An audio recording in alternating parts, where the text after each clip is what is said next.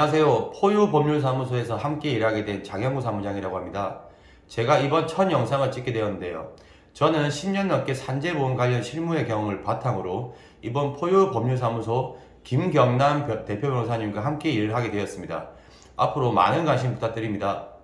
자, 오늘 주제에 대해 얘기를 시작해 보겠습니다. 오늘 영상은 많은 근로자들이 근로를 함에 있어 발생되는 업무상 질병 중 근골격계 질병에 대해 설명드리고자 합니다. 근골격계 질병이라 하면 신체에 부담을 주는 반복적인 업무를 수행하다가 발생하며 흔히 직업병이라고들 많이 얘기합니다. 자주 발생하는 부위로는 팔, 다리, 목, 허리, 손목, 손가락 등 여러 관절 부위에 주로 발생하며 오랜 시간 해당 부위의 무리한 작업으로 증상이 만성 및 악화가 되어 치료를 장기간 받아야 되는 경우가 많습니다. 그래서 이러한 근골격계 질병은 산재보험 승인을 받지 못한다면 치료기간의 치료비의 부담과 일을 못하는 기간에 소득이 없다면 힘든 생활고에 시달릴 것입니다. 그럼 자주 발생하는 변명에 대해 어떤 것들이 있을까요? 상체부터 살펴봅시다. 어깨에는 회전근 파열이라는 즉 어깨 인대가 손상을 입고 파열되는 진단을 말합니다.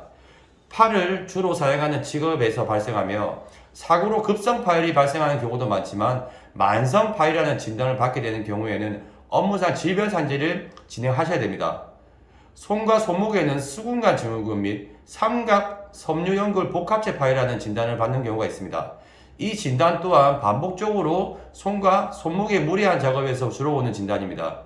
우리의 몸의 중심 역할을 하는 부위 중 목허리, 추간판 탈출증 즉 디스크가 파열되는 경우로 발생한 진단이 있으며 사고로 발생할 수도 있지만 대부분 퇴행성 진행이 되어 발생하는 경우가 많습니다. 하지에는 다리의 무릎 관절증, 반월사 연골 파열이라는 진단이 있습니다. 이 진단은 무릎에 무리하게 오랫동안 사용하다 보면 무릎 연골에 손상이 있게 되고 끝내는 연골이 찢어지는 경우로 발생합니다.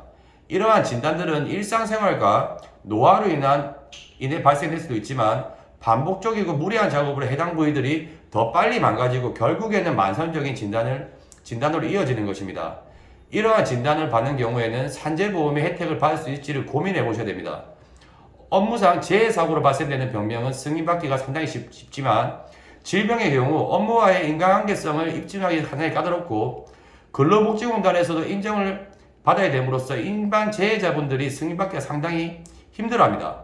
저희 사무실로도 산재 관련 문의가 많은데요.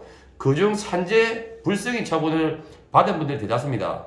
어떠한 업무든 처음이 중요하며 질병의 병명을 산재보험에 승인을 받으려면 처음 올리는 최초 요약 신청에서 본인의 업무와의 연관성을 잘 주장하여 승인서를 잘 만들어 올려야 되고 신청 이후 질병판정위원이 열리고 심의 결과상 불승인을 받는 이후에는 또 심사청구라는 이의제기를 하는 방법이 있습니다. 심사청구에서도 불승인한 경우에는 재심사 청구를 하는 방법도 있습니다. 그러나 최초 불승인을 받은 이후 이의제기를 주장하여도 불승인 처분이 바뀌는 경우는 상당히 드물고 결국에는 행정소송을 해야 되는 경우까지 발생합니다. 현재 저희 사무소에서는 불승인 변명에 대해 인정을 받고자 하는 행정소송을 진행한 사건이 상당히 많으며 작년에도 여러 사건들이 소송에 승소를 해서 뒤늦게 산재보험 혜택을 받은 사례가 많습니다. 마지막으로 한 말씀만 드리자면 업무상 질병에 대해 산재보험 신청은 불승인 처분을 받는 경우가 많으니 꼭 서류를 올리기 전에 전문가와 상담을 받아보신 후에 신청하시길 추천드리며 많은 근로자분들이 산재보험의 혜택을 받으셔서 치료와 생활고의 어려움을 이겨내시기 바랍니다. 구독과 좋아요는 저희 컨텐츠 제작에 큰 힘이 됩니다. 감사합니다.